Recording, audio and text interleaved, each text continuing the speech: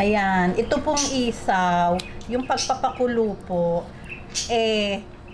tayo na po yung titingin kung malambot na. Alam naman na po natin yon, tansyado natin.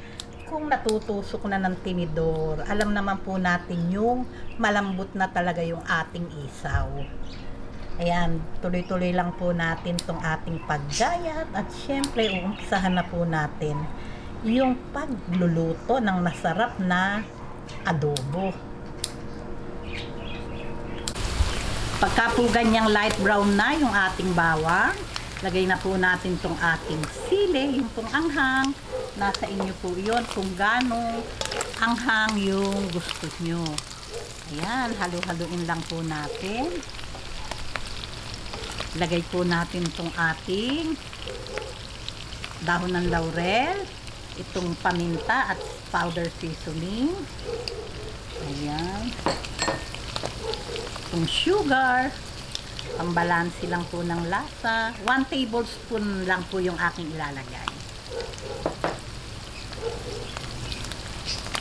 Itong ating soy sauce.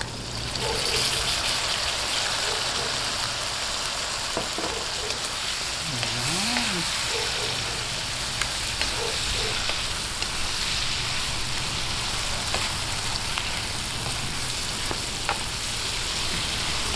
Ayan, medyo halu-haluin lang po natin bago natin ilagay yung suka at butter.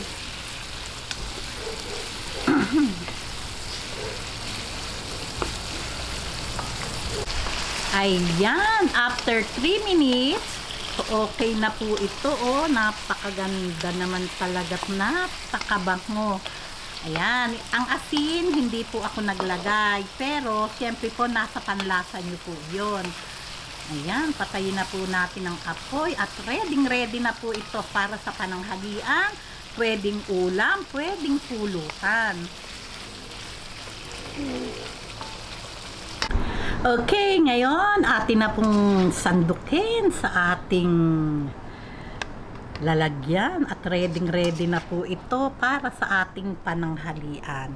Doon po sa medyo mataas ang ating blood pressure, syempre po, pwede pong tumikim pero hanggang tikim lang.